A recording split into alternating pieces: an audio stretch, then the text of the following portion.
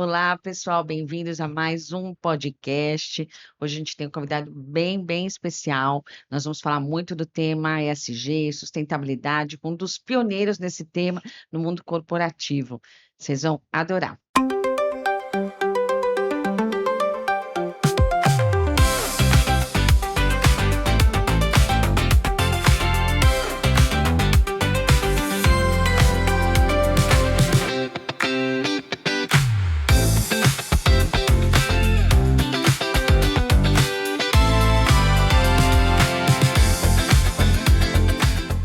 Olá, pessoal, bem-vindos a mais um episódio ESG com R's, Vida Saudável e Sustentável em Condomínios. O objetivo deste podcast é falar desses temas, né, de ESG, de ambiental, de governança e social para o mercado condominial. Hoje a gente tem um convidado muito especial aqui, logo ele vai se apresentar. Queria falar para vocês e agradecer o nosso patrocinador, a Focus Media. É a maior empresa de telas para elevadores do mundo. Então, se você ainda não tem o seu condomínio, pode levar sem fila, sem custo. É uma beleza, a tela é lindíssima, muito funcional. Também para você melhorar a comunicação do seu condomínio, inclusive com esses temas de sustentabilidade, que a gente vai falar bastante hoje com um super especialista, um pioneiro nesse tema dentro do mercado corporativo. Ricardo Voltolini. Olá, Roseli. Obrigada Tudo por bom? ter aceito o convite. Uma honra tê-lo aqui. Não, Remy. É uma honra. Sei o quanto você, né, trabalha já, atua dentro desse tema, então vai ser muito bacana eu e todos os nossos ouvintes aqui aprenderem com você. Quero que você se apresente rapidamente. Bom, é sempre difícil me apresentar rapidamente, porque já é uma história de mais de 3 décadas, mas resumindo, eu sou um jornalista que, num dado momento, enveredou pelo mundo das causas e acabou virando um especialista em investimento social privado, responsabilidade social, sustentabilidade e agora ESG.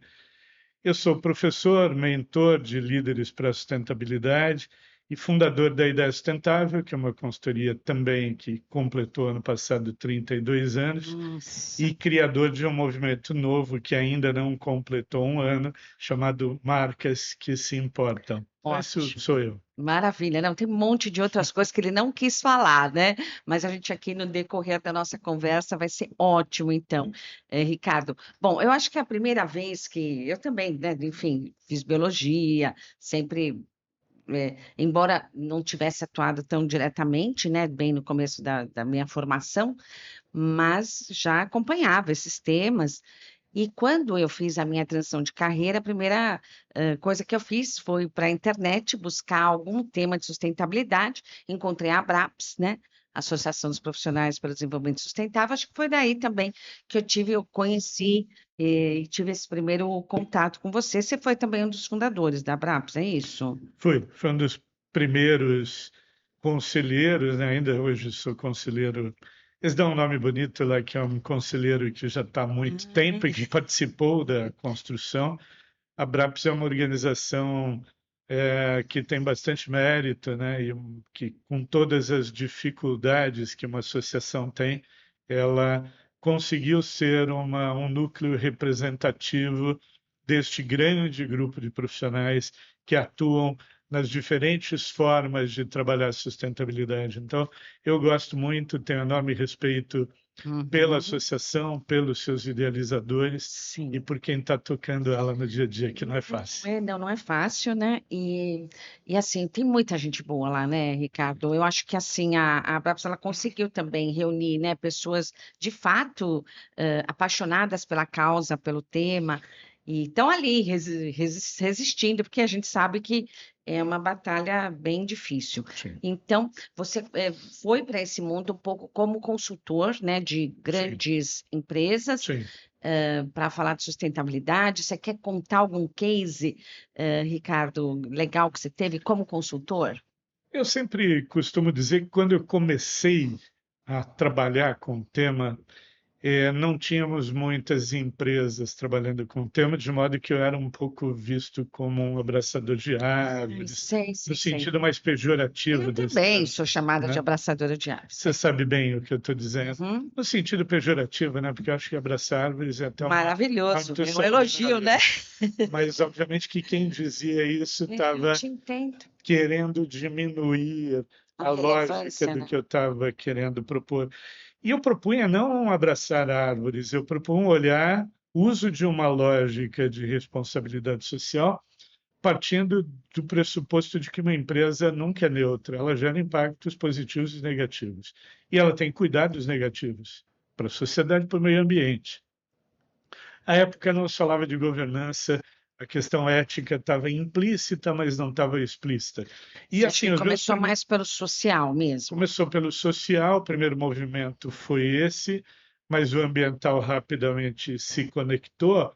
E assim, nestes primeiros momentos, como não havia muita empresa e ainda era um terreno a ser cultivado, eu tive a grata sorte de trabalhar com os melhores na época, que era Natura e Banco Real. E Imagino. ali eram escolas importantes em que não só eu trabalhei, mas eu aprendi muito Claro, porque com é durante aqueles a líderes. execução que a gente vai também aprendendo. Então, Ah, você acha que essas duas grandes empresas, que são que de fato, né, Banco Real, ainda agora, sim, acabam vindo muitos cases, né, do Banco Real sim. e Natura, referência para a área até.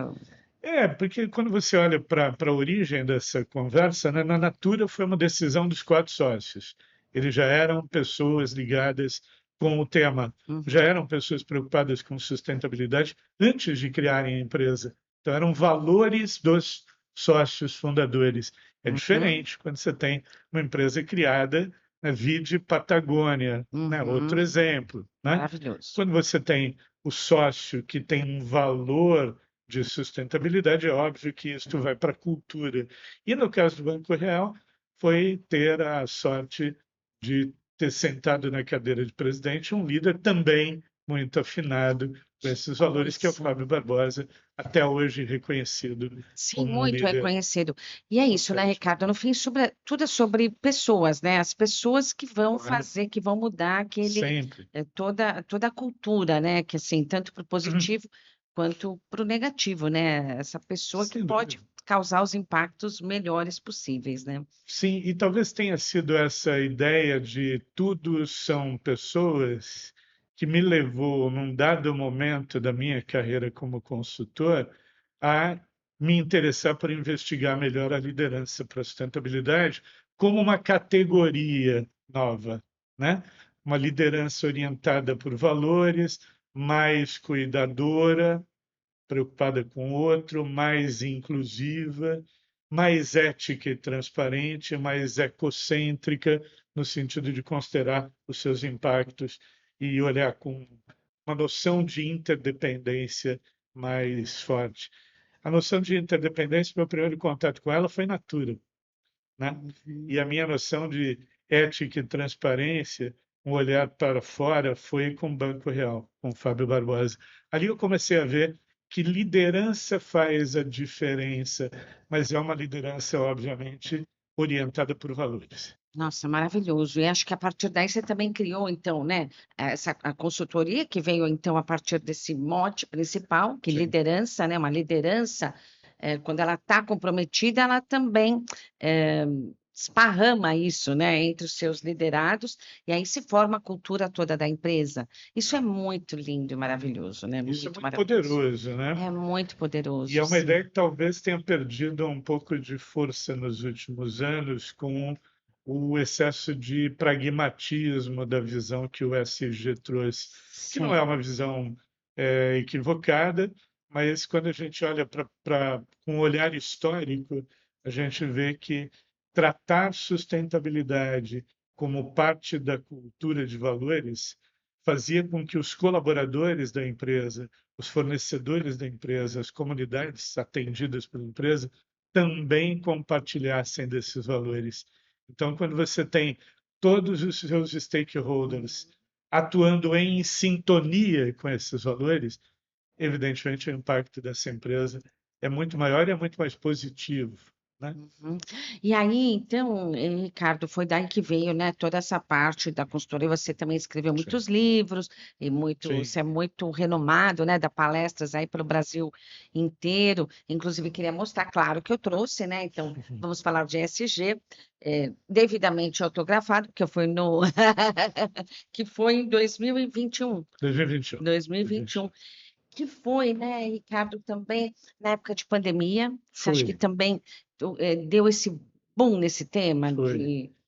Foi, na verdade, assim, o livro ele nasce ali no meio final da pandemia, né? Ele é uma resposta minha, porque é uma reunião de artigos que eu escrevi. Uhum, Ele é consequência de já 12, 13 anos de trabalho que você com concluiu líderes ali, num certo? movimento que eu criei chamado Plataforma Liderança com Valores, em que eu levei para o palco CEOs de empresas para falar dos seus compromissos com sustentabilidade. Isso também foi uma coisa assim pioneira, os CEOs não se envolviam tanto assim. Sim, hoje é mais comum, mas na época eu lembro bem que para chegar aos 10 nomes que fizeram parte do meu primeiro livro, Conversas com Líderes Sustentáveis, eu levei 7 meses de pesquisa, Olha só que para chegar aos maravilhoso. nomes. Sei, porque era tudo ainda... Não porque tivesse muitos, Sei, mas porque tinha tão poucos que eu tinha que ter o cuidado de chegar a 10, mas tinham que ser 10 nomes realmente compromissados e com realmente esse tema. fortes. Então Uhum. foi um processo, já o processo de escolha foi um processo de pesquisa. E você acha, Ricardo, que eles também terem sido selecionados, esses 10 líderes, isso também foi transformador para eles, assim, Foi, que eu acho que aí, quando, de alguma maneira, você rotulou ou posicionou eles foi, nesse lugar, né? foi, E aí, quando também, aí a responsabilidade aumenta, e foi. aí isso também deu uma espalhada, assim, Foi, deu uma espalhada, mas eu acho que num ritmo talvez muito menor do que eu imaginasse ou desejasse, né? sei, sei. Por quê? Porque eu acho que talvez a ideia, sempre tem um pouco isso, né? Às vezes a ideia é muito boa, mas ela está fora do tempo dela. Eu acho que Nossa, adoro isso, Ricardo. ali a gente A estava. ideia é boa, mas pode estar fora do tempo dela. Foi a minha sensação, porque eu me lembro bem do encontro que a gente fez ali no Cine Bombril, na Paulista, com os 10 líderes que eram personagens do primeiro livro. E eu me lembro bem do Guilherme Leal, da Natura, dizendo: aqui nós somos uma comunidade de pessoas que pensam igual, mas o nosso trabalho, o nosso esforço, ele queria dizer, nós líderes que estamos aqui e Uhum. vocês que estão sentados aí, é a gente começar a falar para não convertidos, né? Que é um desafio. Até hoje, né? Até hoje é um desafio. Você veja que Estamos aqui tentando falar para não é, convertidos. quando eu olho para aqueles 10 líderes e analiso a evolução do tempo, eu não sei se a gente evoluiu tanto e se hoje eu teria 30 líderes, né, deste mesmo porte, com este mesmo compromisso. Uhum. Percebe? Evolui, mas ainda não evolui no ritmo que seria desejável. E por quê? Eu acho que é a lógica dos negócios, né? Então, Sim, sim, sim. parece muito claro para mim que a ascensão do ESG ela vem no momento em que o mercado financeiro entende que ele precisa controlar riscos ambientais, sociais e de governança, que é importante para o negócio, Sim. mas, ao mesmo tempo, quando olha para tudo aquilo que foi construído ao longo dos anos, a ideia da cultura de sustentabilidade perde força. O olhar mais pragmático, num momento ainda, eu gosto sempre de humanizar essa discussão, porque senão a gente fica bons versus maus, mocinhos Sei, versus. sei, sei. Não. Quando eu olho para os líderes, eu vejo a maioria dos líderes pressionados por mandatos cada vez mais curtos, pressionados por realidades extremamente desafiadoras. Então, obviamente que quando alguém assume uma empresa, o olhar ainda está para o curto prazo, o olhar ainda está para o negócio, E não é para os assim que se constrói uma resultados cultura, por exemplo, uma cultura de de sustentabilidade. sustentabilidade, porque quando eu estou olhando para o curto prazo, eu deixo de olhar para os grandes temas de longo prazo. Isso Por vale exemplo, para empresas, isso vale para o poder público também, né? Tudo vale muito a curto também. prazo, né? Eu gosto sempre de tratar de, vamos pegar um tema muito contemporâneo, mudanças do clima. Bom, acho que ninguém mais tem dúvida, nem as empresas, de que este é um tema importante. Ele impacta a empresa e a empresa, com a sua atividade de produção, impacta Impacta o o tema, entorno. É. né? As empresas emitem carbono e a emissão de carbono na atmosfera é o maior fator de aumento da temperatura do planeta. Bom, todo mundo sabe disso. Isso está consagrado pela ciência. Por que que na COP30 agora, há pouco tempo em Belém, 193 países não conseguiram chegar a um acordo prático para investir 1,3 trilhão de dólares no apoio aos países pobres para a adaptação às mudanças do clima. Mas, e aí a ideia é sempre falta dinheiro, mas foi investido em guerra em 2024 3,7 trilhões. Percebe? Quando a gente está sob pressão, e é isso que eu acho que está acontecendo, pressão geopolítica, pressão econômica, as empresas precisam gerar resultados, né? Guerras mundo afora, guerras que, do ponto de vista geopolítico, impactam no campo da energia, que move as empresas, move a produção. Os líderes estão muito pressionados pelo resultado e pelo cenário de curto prazo. Então, fica mais difícil olhar De para implementar as isso. questões de sustentabilidade quando o olhar está muito focado para o resultado. Ricardo, vou te fazer uma pergunta agora, você falando tudo isso, né? Que a gente está falando de macro, né? Geopolítica, Sim. todas essas questões que parece que não, mas que nós também sofremos esses impactos, claro, alguns mais, né? Quem está mais próximo, inclusive a Europa, toda essa questão também de diversificar as matrizes energéticas por conta de questões geopolíticas, então acaba impactando, e isso também chegou aqui porque o Brasil acaba podendo ser esse grande fornecedor de energia, de outros modelos de energia. Isso aqui, eu estou muito à vontade de fazer essa pergunta, embora a gente não tenha combinado, mas eu queria, Ricardo, que você trouxesse esse olhar para o micro, né? Porque a gente aqui fala muito para síndicos e para condomínios, né? Então, como é que você vê toda essa visão um pouco macro, como você acha também que ela impacta condomínios? E como é que um líder, né, então, que é um síndico, que é de um cargo também eletivo, que sofre todas essas pressões que você falou, então você está falando de cultura, de líderes para essa cultura da sustentabilidade. Como é que um síndico também consegue, eventualmente, criar essa cultura, se você acha que é possível, dentro de um condomínio e da mesma maneira, por isso que eu acho que é incrível falar de condomínios, porque os condomínios são empresas, né? Só não visam lucro, mas elas são empresas. Elas têm tudo que uma empresa, tudo que compõe uma empresa, os condomínios também têm.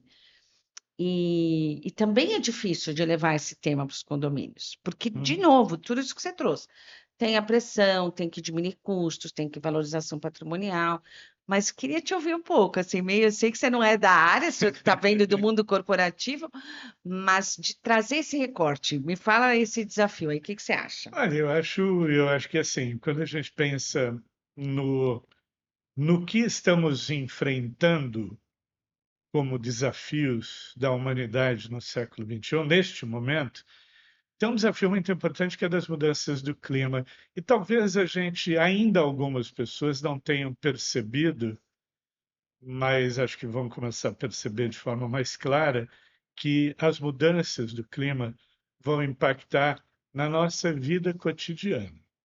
Então, Acho que já estão impactando, né? algumas Ainda, pessoas percebem menos, sei, ainda não talvez do nosso, conseguem né? ver uma correlação. Eu vejo muita gente dizendo: ah, mas o El Niño, a gente já sabe de El Niño há 40 anos e não era assim.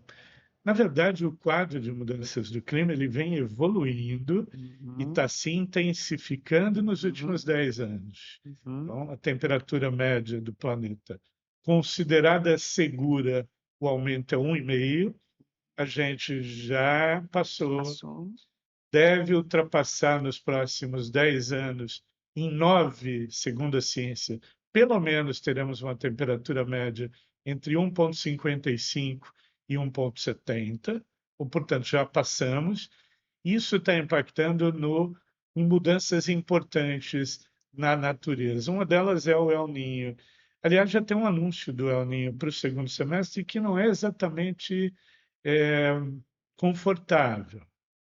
Ele vai impactar, por exemplo, em energia e água. Uhum. Pensa num condomínio Uhum. sem energia ou com energia mais cara e sem água, né? Imagina o trauma que é ficar 2 dias assim, para alguém que mora no 20º andar, né? E ele vai ter que subir 20 andares de escada, porque provavelmente aquela caldeira, né, que normalmente é uma caldeira a diesel, então ela vai voltar a queimar combustível, Que aí a não vai gente entra aguentar nesse. tanto tempo, né?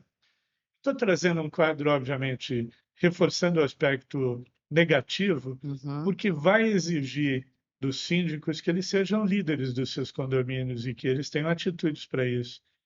E assim como eu tenho cobrado nas minhas palestras em prefeituras, minha primeira frase é: vocês têm um plano de adaptação às mudanças do clima? Nossa, maravilhoso. Repete isso, Ricardo. Eu diria Pode olhar para para a câmera, pergunta para os síndicos, Eu olha lá. diria para o síndico: você tem um plano de adaptação às mudanças do clima que reduza eventuais impactos negativos no seu condomínio, né?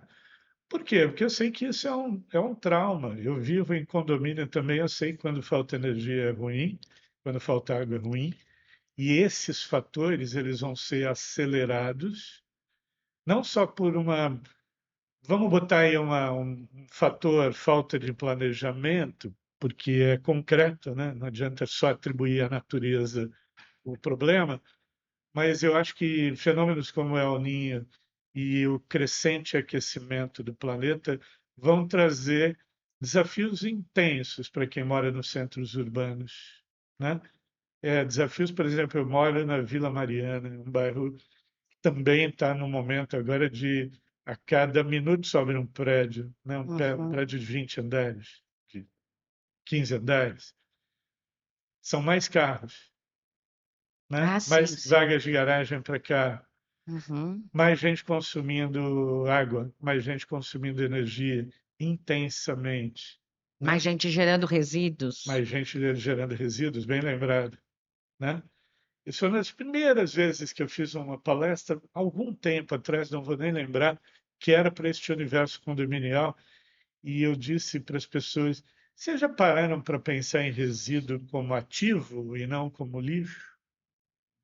Todo mundo me olhou um pouco, enfim, o que que é isso que você está dizendo? Hoje acho que a ideia está ficando mais clara, né? Sim, De que lixo não é bem, que o resíduo não é lixo, ele pode ser ativo, né? sob vários aspectos, né? Vários Energéticos, aspectos. inclusive, principalmente, né? Inclusive, mas ele pode Inclusive, gerar e principalmente, pode né? gerar receita, ainda que mínima, para o condomínio, né? Ainda, acho que ainda não estamos nisso, Mas né? pode, né? Pode. Eu Não acho, tem segredo eu para acho que a gente vai migrar disso. Por isso que eu acho que os síndicos que estiverem preparados, eles vão se dar muito bem. Eu acho que os condomínios eles vão migrar de passivos, né, de é, geradores de problemas, que a gente ouve muito isso. tá, Lembro muito da Denise Rios falando sim, também. sim, Você quer estar do lado do problema da solução, né? é, Então, assim, de sair de consumidores, né, vorazes de energia, de água, para também serem, para eles próprios também se garantirem é. como Eu vou, essa alta sustentabilidade, né? Os eu vou condomínios, contar uma historinha aqui que acho que você poderia provocar um síndico com a mesma história. Uma não, quem vai vez, provocar é você. Eles estão te você vendo está no aqui, dia a ó. dia trabalhando com eles, né? Mas uma vez eu estava fazendo a estratégia da Renner, das lojas Renner, a primeira estratégia de sustentabilidade deles. Maravilha, E aí, legal. numa reunião, o CFO da empresa à época, um sujeito muito, muito inteligente, muito vivo, muito antenado com os temas, me chamou do canto e falou: Ô, Tolini, me diz uma coisa. Você falou um negócio aí de energia e tal, e eu estou pensando aqui, um CFO, estou pensando aqui, você acha que qual seria um caminho para a gente? Você acha que a gente poderia trabalhar com renovável? Você acha loucura? Eu Uhum, falei, não, não só poderia, como deveria. Eu uhum. não sei qual o cálculo de energia, não tenho esses números aqui comigo, mas imagina que lojas e centros de distribuição se gastem muito de energia, Consome muita energia, né? muito. Uhum. E falou, você nem tem ideia. E vocês pagam conta. Então, você imagina, se você investe, eu falei, eu não tenho esse cálculo, mas faça, em contratar uma energia eólica, contratar, ter uma usina para a tua operação, talvez você tenha um ROI, um pagamento, um retorno sobre o investimento de, chutei, 3, 4 anos. Ele foi atrás, levantou, fizeram isso. E chegaram à conclusão de que o ROI era em menor tempo. Olha só. O que eu quero dizer é o seguinte: será que estou só provocando aqui, já que a Uhum, conversa nos permite, uhum. será que um painel fotovoltaico não transforma um prédio em autossuficiente em energia? E eu Então, posso reinvestir aquele recurso na melhoria do próprio condomínio? eu acho que esses Uma assuntos ideia. eles estão chegando, né? Já tem empresas também do setor olhando para isso, de também essa diversificar a matriz energética e também do cuidado com a água que o condomínio deve ter, né? E eventualmente de se tornar um ativo até com geração de resíduos. Eu acho que assim são tendências, né? Então acho que sim, que é um pouco do que trata mesmo aqui o falar desses 4 pilares dentro da área ambiental, que é eficiência energética, eficiência hídrica, paisagismo também regenerativo, Claro, soluções baseadas na natureza e claro. gestão de resíduos. Aí a gente fala dos resíduos, os RSUs, né, são os sólidos urbanos, e os resíduos especiais, como, por exemplo, o óleo, pilhas e baterias, enfim, todos os eletrônicos, e o têxtil, que é um, você falou aqui de Renner, que é uma grande problemática também Uhum. para o planeta, né? Segunda maior indústria poluidora do Sim. planeta.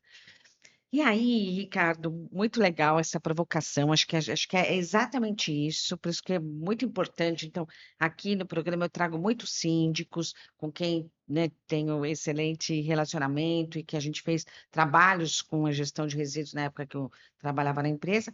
Mas também eu acho importante trazer especialistas como você Uhum. para ampliar esses olhares, porque de fato ainda se fala pouco disso nos condomínios, mas é uma realidade que está chegando cada vez mais perto. A gente tem visto São Paulo, né, como você já trouxe, fenômenos climáticos, né, intensos, cada vez mais intensos e frequentes, e o caos que se torna em centros urbanos, claro, e o caos também porque ali mora muita gente, então aquilo Claro. impacta muitas pessoas, né? Não é só porque está num centro urbano, mas é porque, como aqui a gente tem uma concentração muito grande de pessoas, mais pessoas serão impactadas. Então, a gente já viu no ano passado, com ventos, né, ventanias e chuvas intensas e tudo isso. Ainda é difícil falar, o grande mote ainda do mercado condominial é segurança, né? Assim, segurança, valorização patrimonial, que também passa por todas essas questões de ESG. Mas atenção às mudanças regulatórias, né? Uma Sim, coisa que eu acho que não deveria, ainda na perspectiva do síndico como um líder, o papel de um líder é olhar para o que está acontecendo fora, se informar, né? Ver jornal, ver o que está acontecendo, porque muito provavelmente, e eu acho que isso não vai demorar no Brasil, a gente vai ter leis municipais que obriguem que o retrofit seja verde, obedeça a critérios ambientais. E que os prédios novos também tenham critérios ambientais. sim, acho que já, isso já tem, já está quase os novos também, né? Não tão consolidado, alguns de É, padrão maior, não tem uma que já olham obrigatoriedade. Hoje ainda é um diferencial, né? isso, e um diferencial que o consumidor também já Está trouxe aqui, o procurando. incorporador, né? Claro, Que o consumidor cada vez mais tem olhado para isso, inclusive, né, como valorização patrimonial dele, né? Porque claro, um claro, condomínio que tenha uma assinatura de um paisagismo regenerativo, por exemplo, claro, né? claro. Ele vai ter muito mais valor do Sem que dúvida, claro. e todos esses outros temas. Mas aí, Ricardo, então a gente falando de líder, né? Desse síndico que é eu acho, eu assim, de fato, o mercado me conquistou, porque eu enxergo muito esse papel de liderança do síndico, Ele é um cargo eletivo, por isso também tem muitas disputas internas e políticas dentro dos condomínios, né? Tem a turma do contra, as polêmicas e tudo isso, mas não vamos falar sobre isso.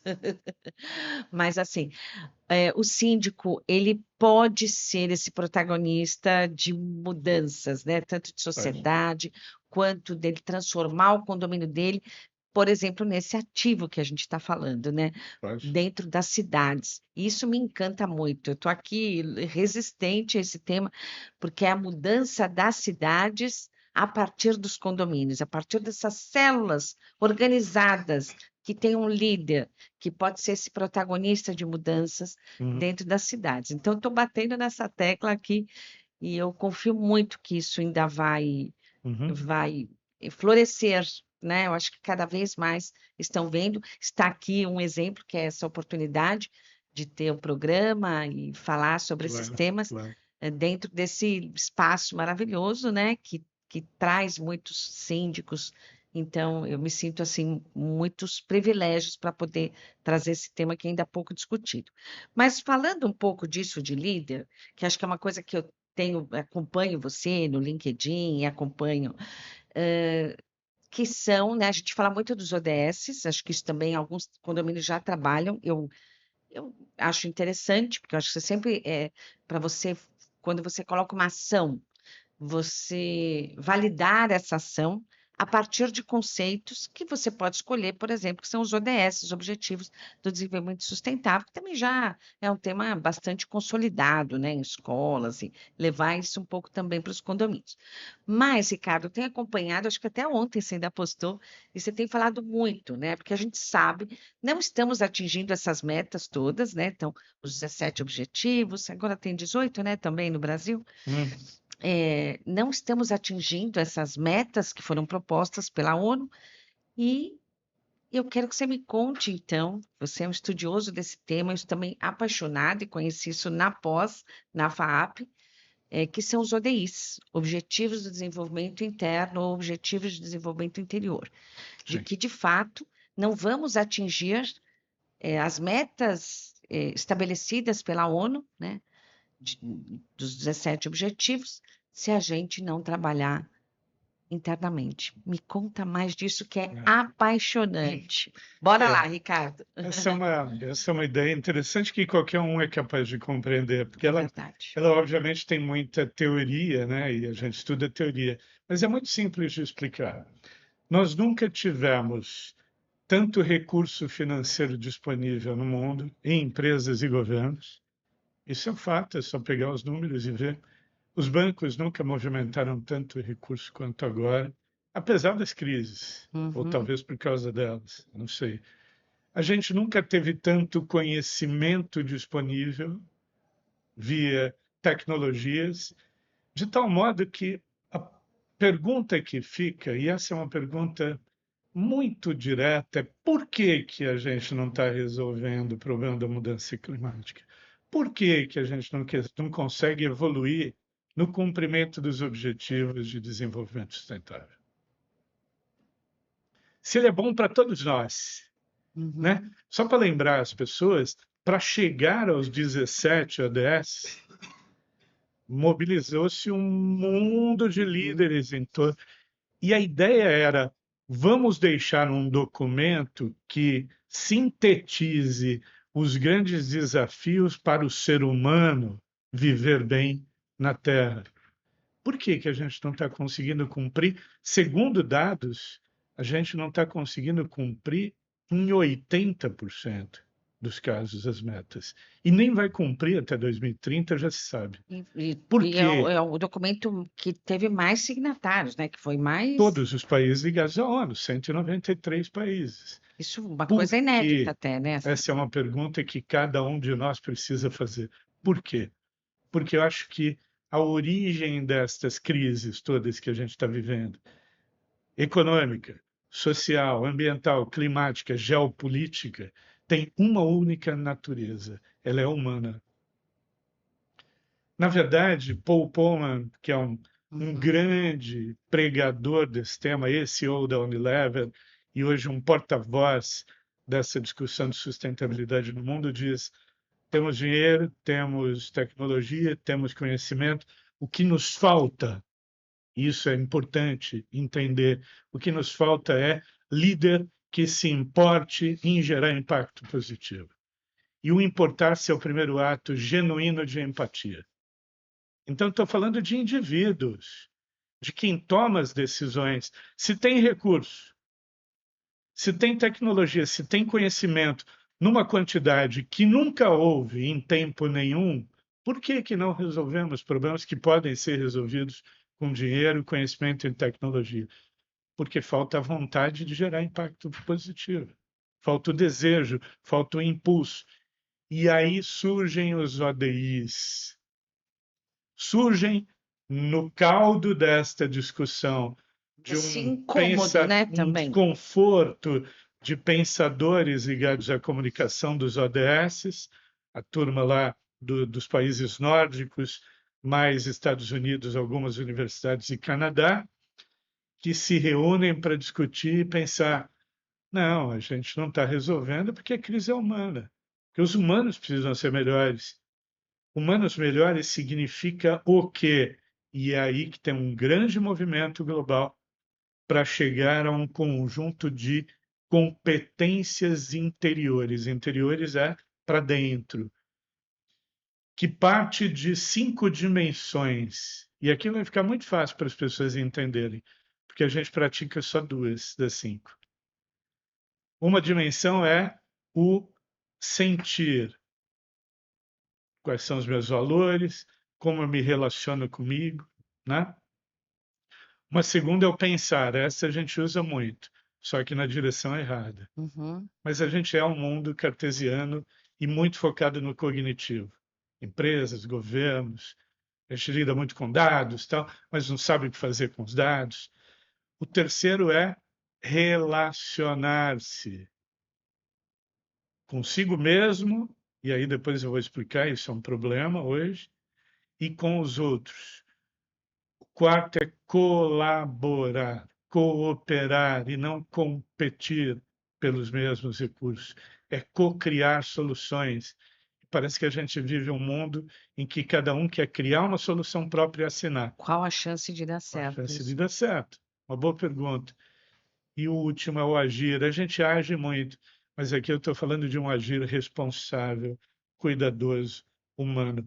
E debaixo disso tudo começam a aparecer competências interiores como resiliência, compaixão, empatia, bússola de valores, capacidade de co-criar, capacidade de compartilhar a visão propositiva do mundo. A própria presença, né? Estar Presença. presente, né? Eu Não, acho é que tem uma muito ideia importante. que eu acho muito poderosa. Todo mundo aqui vai me entender agora, porque eu sei que isso está acontecendo na vida de todo mundo. Uhum, Um dos males, uhum. está todo mundo buscando felicidade. É um tema do momento. E quem está buscando felicidade não encontrou. Não encontrou porque, na verdade, felicidade, o antônimo dela não é tristeza. O antônimo é desconexão. Estamos todos desconectados de nós mesmos, do outro e E do do meio entorno, ambiente, né? do entorno. Essa é uma ideia poderosa dos ADIs. A ideia poderosa é a gente precisa reconectar. Não, é apaixonante, né? Esse tema de ODI. E você, assim, eu também já vi no próprio LinkedIn, né? Que é uma rede mais corporativa também, pessoas trazendo mais esse tema. Está entrando isso mais no mundo corporativo, de levar esses temas para. Não, não, Ah, Ricardo, poxa. não. Veja, é tudo muito É um novo, esforço, Sueli. né? É um esforço. É tudo muito novo. Lembra aquilo que eu falei agora, minutos atrás, na nossa conversa. Tem ideias que elas são muito poderosas, mas ainda Não está no tempo certo. os indivíduos estão abertos, as instituições menos. Vou te dar um exemplo muito prático. Levar uma discussão de competência interior para dentro de uma empresa via recursos humanos num programa de treinamento de líderes ainda é um desafio. Por quê? Muito simples. Foco no cognitivo. Quando o foco está no cognitivo, quem me pergunta, sempre tem alguém que me pergunta, ótima ideia, Voltolini, mas como é que eu vou medir em KPI? Bom, é verdade, talvez, como é que eu vou medir o aumento do estado de presença de alguém em KPI? Como é que eu vou medir o estado de E hoje tudo é empatia? isso, né? Tudo é resultado, tudo é medição, tudo são índices, tudo são indicadores, Pô, como é que eu vou que é um pouco medir? disso que você está falando, que é Pois esse é, lado ruim do ESG, né? De a gente, desse eu não pragmatismo. acho nem tão ruim, mas veja, talvez fosse o caso de olhar, mas as pessoas não estão preparadas ainda, porque são amedrontadas e vivem num sistema cartesiano. Fosse o caso de dizer, ok, há realmente competências que são mensuráveis e outras não. As que não Tudo bem, são, né? está tudo bem. As que não são menos importantes. Porque os relatos de desenvolvimento de ODIs mostram indivíduos normalmente muito mais conectados consigo mesmos, com o outro e com o mundo. E é óbvio que isso vai trazer resultado melhor para a empresa. Mas E é. tem as medições diretas também, né, Ricardo? Por Claro. exemplo, quando a gente fala, vai de novo aqui, porque é um pouco meio, eu estou sempre pensando nisso, dentro do condomínio, né? Quando Claro. você, um condomínio, começa a ter uma gestão de resíduos mais eficiente, ou quando as pessoas começam a olhar mais para esse tema e a de fato fazer um descarte mais correto, você está trabalhando muitos outros valores, Claro. né? Porque a pessoa que está cuidando do resíduo dela, ela está sendo mais empática, ela está sendo mais presente, porque aquilo é quase lúdico também. Você Claro. pode trazer isso para esse lado. Ela está sendo mais gentil com o catador, com o próprio funcionário do condomínio, está sendo mais gentil com o Está planeta. criando no condomínio uma cultura orientada para Não é competências maravilhoso? Eu individuais. falo tanto isso porque até tive essa semana passada em Franca também, dando uma palestra lá para o Grupo Mulheres do Brasil de Franca. Porque é isso, você mira o resíduo, que é um instrumento, que é uma ferramenta do nosso cotidiano, Sim, muito presente, né? sim. Muito presente. A gente está lidando com resíduo o tempo todo. Mas você atinge pessoas e atinge outros valores, né?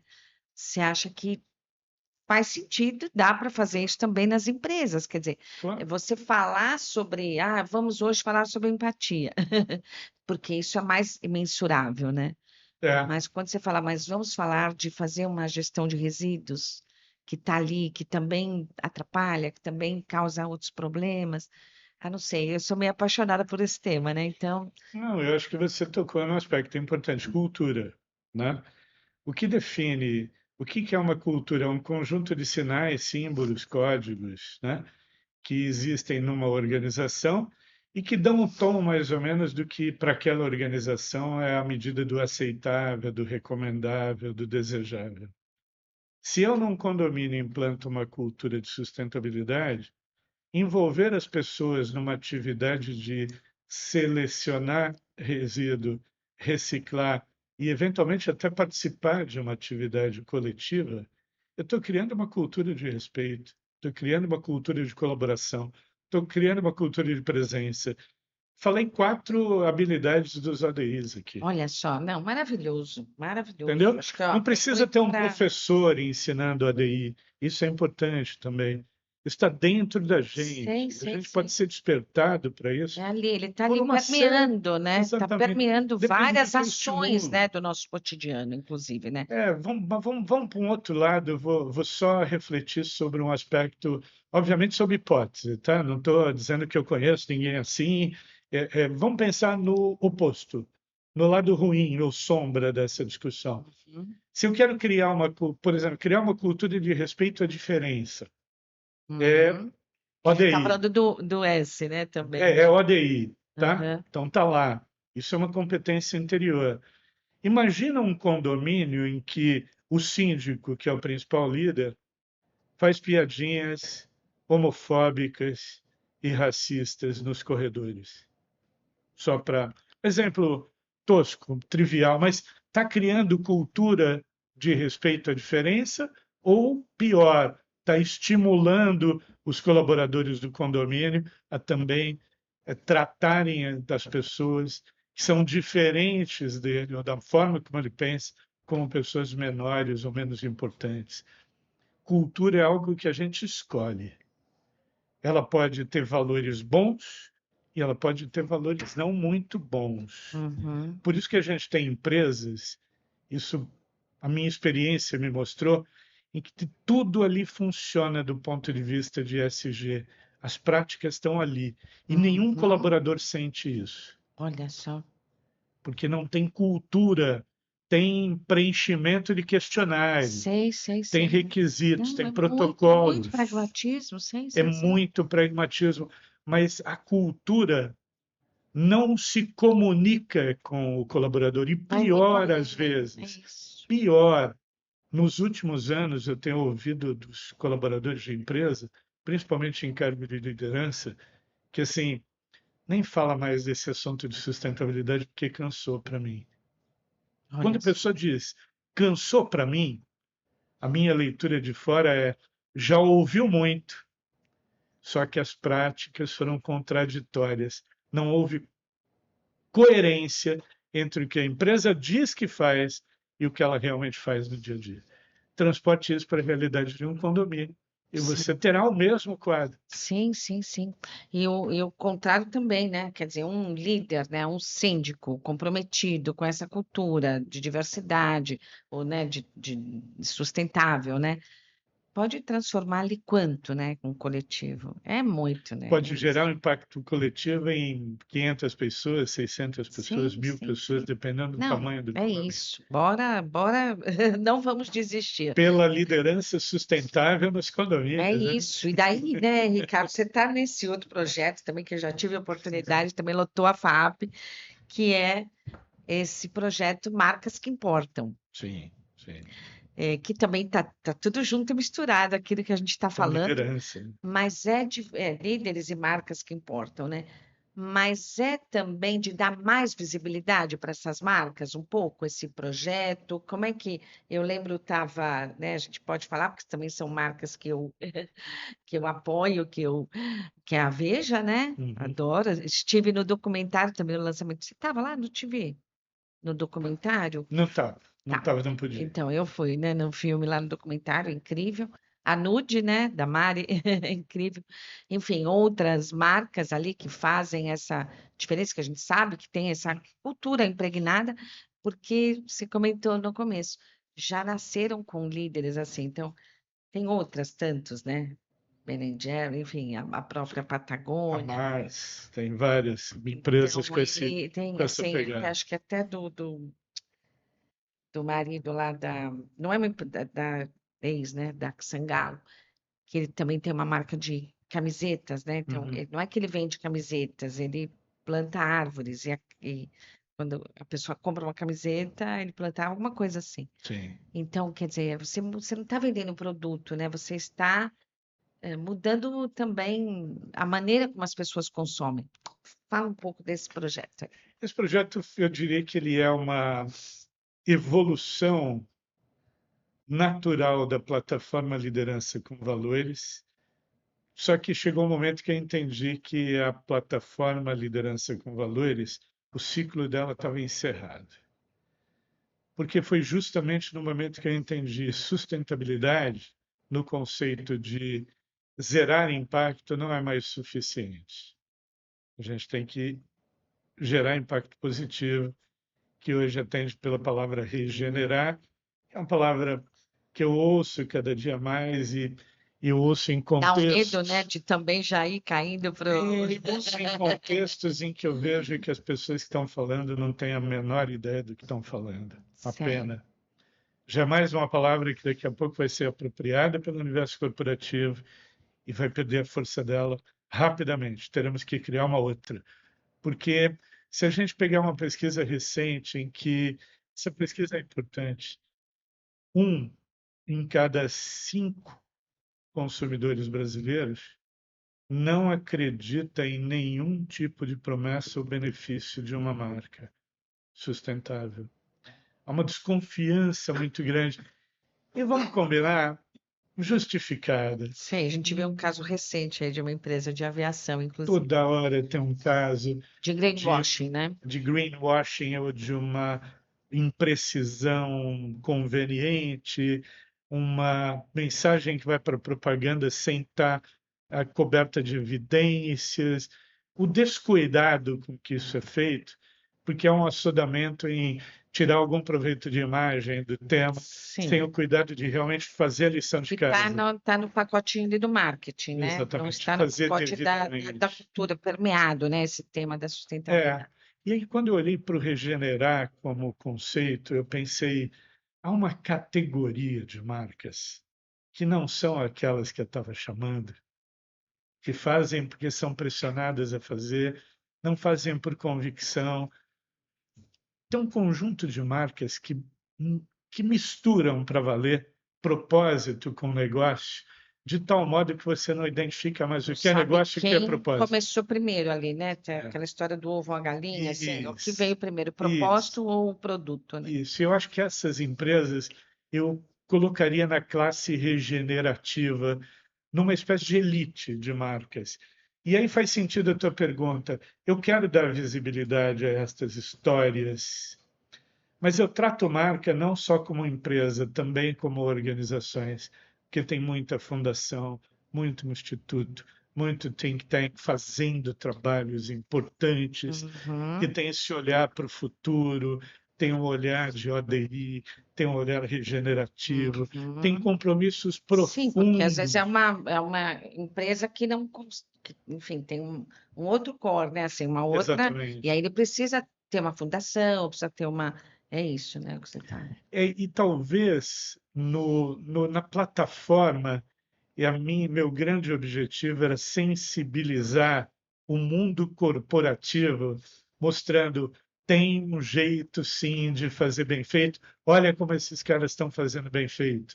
Você quer citar alguns exemplos, Ricardo? Sim, os de sempre, Natura, Banco Real, mas durante muitos anos eu vi alguns bancos se dedicando a fazer trabalhos interessantes. Eu vi empresas como a Vivo fazendo um trabalho bacana, como o Banco Itaú, em algum momento, fazendo um trabalho legal. Eu vi a Gerdau fazendo uma virada. Eu vi as papeleiras no Brasil, são muito comprometidas, Suzano, Klabin, melhoramentos, né? Eu vi empresas de bens de consumo duráveis fazendo isso, mesmo sem ser tão obrigadas a fazer. Acho que eu contei muitas histórias na plataforma das quais eu não me arrependo. Tem as que eu me arrependo, mas não vou contar hoje aqui. Não conta, né? Para não azedar. Para não terminar essa nossa conversa de um jeito ruim. Mas o que eu quero, na verdade, agora, não é impactar a empresa, não é mostrar para a empresa, é mostrar para os indivíduos. Porque os indivíduos têm um poder que eu acho que eles ainda não compreenderam, que é o poder de exercitar como ato de cidadania o consumo responsável. Nossa, isso é fantástico, né? Consumir é um ato, tem que ser um ato mais responsável, né? Porque é a partir daí que tudo acontece, né, Ricardo? E esse mesmo estudo, a gente saber o poder do nosso dinheiro mesmo, né? Esse mesmo estudo que eu citei agora há pouco, falando de 1 em cada 5, é um estudo recente da Ilumel. Ele traz um outro dado interessante mostrando o seguinte: 17% das pessoas gostariam de fazer mais, mas não sabem como, porque elas não se sentem preparadas para distinguir o que é sustentável do que não é. E outro dado interessante, que fortalece a ideia do marcas que se importam: 49% dos indivíduos deixariam de comprar produto de uma empresa se soubessem que ela não é sustentável. Olha só, quase metade. Quase metade. É bastante gente. E você acha que isso a pessoa fala ou também você acha que é um ato mesmo que pratica? Boa pergunta. Essa é uma pergunta importante quando a gente trata de consumo consciente, porque há o desejo de, só que nem sempre o desejo se completa. Por várias questões. Por várias Uma é preço, outra falta de informação, né? Falta de informação. É difícil também pôr o indivíduo ali no esforço do supermercado, né? Como é que eu vou parar, comparar essa, botar 4, Sim, pesquisar na Vou lá um internet? pouco. Já tem que olhar as calorias. Difícil, É né? muita, Não dá para é muita transferir. responsabilidade para Muita, o consumidor também, né, muita, Ricardo? Você muita. acha que isso Mas eu devia também acho, ser mais regulatório? eu acho que tem que ser regulatório, eu acho que a gente tem que ter padrões, como tem nos países europeus já. Padrões, claro, que eu bati e vi um selo. Opa, esse selo eu confio. É mais ou menos como o selo da FSC, né? Eu ia Ele é falar tão poderoso, exatamente da ele é tão FSC. poderoso e tão confiável que eu bati o olho e falei, opa, essa aqui eu sei que é Essa mais empresa eu sei sustentável, que. porque eu sei que aqui tem padrões, aqui tem regras, aqui tem que passar por provinha, é provinha todo ano. Então, obriga a marca a ser mais responsável, até na comunicação, porque a irresponsabilidade na comunicação é um perigo. A gente vê isso com alimentos, né? É Toda hora tem verdade. alguém alertando, olha, cuidado com o rótulo. Veja, olha, isso aqui não tem chocolate, não. Tá vendo aqui, ó? Tipo chocolate. Tipo sabor chocolate. Calma lá, né? Que Isso coisa. parece natural, mas olha, o uso da palavra natural está equivocado, Nossa, é isso. A entendeu? palavra tem poder, a gente sabe Tudo disso, né? para Tudo que vender e comunica, né? tudo para pegar o consumidor desavisado. Sim, Eu acho que a gente deveria olhar para esses números, Roseli, com um olhar otimista. sim. Tem um A movimento, intenção. tem um movimento interno. Isto vem crescendo, eu acompanho os painéis de consumo consciente há bastante tempo, mas também tem um fator importante que cresceu assim como o interesse, a desconfiança. É verdade. Então, se eu desconfio e eu não tenho certeza, eu não vou usar isso como critério. Sim, Eu mas você uso acaba consumindo qualquer coisa. qualquer coisa. O Que preço, né, coisa, que né? normalmente preço Sei. versus Ah, qualidade já são. sei que nenhuma, tudo aquela É, história que também diz, né? Farinha do mesmo saco, né? é, Então vou escolher a mais barata. talvez aí eu diria marcas que se importam devem ter um compromisso não só com a transparência na comunicação dos benefícios socioambientais, mas também uma vontade de educar o consumidor para um consumo Nossa, mais sim, é consciente. verdade. É muita coisa para fazer, né? Ricardo, já estamos indo aqui para o final, mas eu queria ainda falar de duas coisas aqui importantes, né? Além de a gente se encontrar em muitos eventos, o Ricardo está sempre palestrando, Cidade do Futuro, foi ótimo, maravilhoso, né? Que delícia de evento, enfim, a gente se encontra aí por aí, né, Ricardo? Que bom. Mas eu quero que agora você fale do seu novo projeto, que é de livro infantil, que vai ter o lançamento, né, em breve. Então, quero que você traga isso, porque encantadíssima. Me conta mais sobre esse projeto aí, Ricardo. Tá, assim, toda a minha vida profissional foi construída em torno de causas. Quando eu deixei a minha, eu era um jornalista de redação, trabalhava na Folha de São Paulo, e quando eu resolvi abrir o meu próprio negócio, eu não sabia o que eu ia fazer, mas eu sabia que eu trabalharia para causas. Sendo eu esta pessoa, e ela é a minha essência, nessa fase mais madura da vida, eu fui provocado pelo meu neto, Lorena, É que você fala muito do 19 seu neto. anos, que é o meu mentor reverso, né? Que Que disse delícia. assim, ele teve acesso a um livrinho que eu escrevi quando eu tinha 18 anos. Minha filha mostrou um exemplar sobrevivente, capa destruída e tal, que tem 40 Conheço. anos. E aí ele falou, mas vô, por que que você não escreve um livro para criança enquanto ainda eu sou criança? Nossa, Essa foi a provocação pronto. dele. E aí, missão de Foi neto, só, missão dada. tem que fazer e me sentir desafiado. Mas por que Que que eu comecei bacana, dizendo que de causa? incrível. Eu acho que essa é uma boa causa. Eu poder contar histórias, e a coleção chama-se Heróis e Heroínas da Floresta, poder contar a história de pessoas que são lideranças que ajudam ou colocam a sua vida a serviço da preservação da floresta e da vida, que respeitam o futuro das próximas gerações, é um pouco a continuidade da trajetória de alguém que passou a vida contando a história de líderes consagrados pelo É mercado. verdade, maravilhosa essa, Só que essa agora correlação aí. resolvi escrever para criança porque eu acho que criança, sendo um ser humano vivo, curioso, com a mente aberta, é um momento que a gente pode despertar no indivíduo esse gosto por amar o planeta, amar as coisas do planeta, amar as pessoas, se relacionar melhor. Eu diria que os ODIs, os Objetivos de Desenvolvimento Interior, contribuíram muito também, porque eu pensei, é uma forma de despertar valores, fortalecer valores importantes, pensando nos que vão governar o mundo daqui a alguns anos. Passa muito rápido, né? É, É isso. Maravilha. E aí legal. você vai ter o lançamento, eu vi, são 3 a princípio, é isso? São 3 historinhas: Marina Silva, Olímpio Guajajara e Dorothy Stein. Uma pessoa falecida, 2 vivas, 2 histórias completamente diferentes, uma ambientalista de carteirinha, outro um líder guerreiro que é um guardião da floresta no Maranhão. Mas 2 Maravilha. histórias muito, Nossa. 3 histórias muito Que bonitas. vai ser quando, então, o O lançamento? lançamento é agora, dia 27 de junho, e a partir dele a gente vai fazer pequenos lançamentos. Sei, tá. Eu estou cogitando também, simbolicamente, fazer o lançamento desse livrinho e doar livros para bibliotecas comunitárias nas regiões onde viveram estas pessoas. Nossa, maravilhoso. Então, Porque precisa conhecer, né? enfim, Essas preservar a pessoas memória dessa gente valorosa, corajosa, que um dia serão lembradas serão. por terem feito isso. É isso, maravilha. Mas não acabou, Ricardo. Estamos já Então, agora sim tá indo ótimo, para o final. conversa. Mas eu Ótimo. passei para a Paula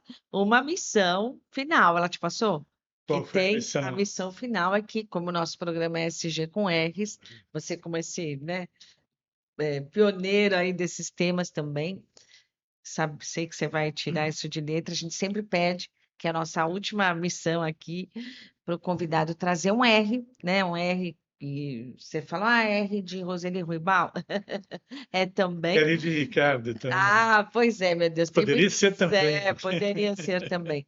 Não vale falar Ricardo, mas queria que você me trouxesse alguma. Você citou várias, sempre Claro. me chama muita atenção os R's que os convidados vão trazendo. Então, acho que é muito bacana, assim, de percebendo, né, a importância disso, né? Você trouxe vários R's, talvez você não tenha percebido, eu percebi. Mas ou no meio dessa conversa, ou no seu cotidiano, ou dos seus projetos, quero que você me fale um R aí que te represente. Eu até poderia trazer o R do regenerar. Seria Eu desconfiei que o você traria. mais óbvio. Mas ontem, pensando em vir para cá, eu pensei que talvez o R que eu quisesse trazer para essa conversa é do reconectar. Eu acho que esse esforço da reconexão de indivíduos desconectados de si próprios, do outro, o que faz com que a gente tenha um pouco autocompassivo, pouco empático, e a gente também está desconectado da natureza. A gente veio da natureza e está desconectado dela. A gente trata a natureza como se fosse fonte A parte, né? de insumos para mercadorias. A gente bota valor econômico na natureza. Recursos, né? Trata Como se só ela como fosse recurso. Um almoxarifado, né? um almoxarifado, e a gente vai lá buscar recursos para fazer produtos.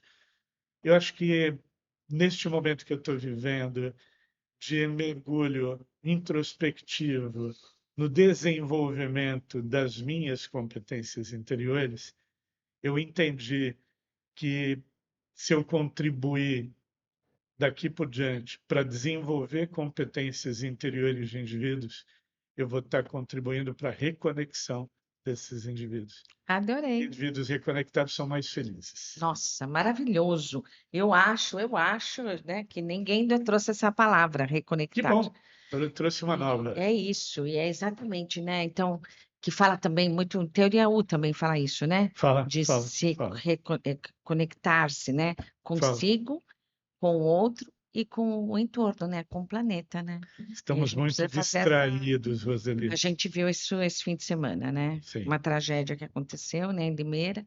estamos Isso distraídos. foi também muitos temas, né? Também não é o caso de ficar aqui falando, mas que é também fruto dessas distrações em excesso, né? De redes, de telas, de Sim. bebê, de tudo, né? E a gente deixa de estar. É quando a gente fica distraído da gente mesmo, daquilo que é essencial, distraído do que é essencial para a vida passa mais rápido e a gente vive permanentemente em busca da tal felicidade sem encontrá-la.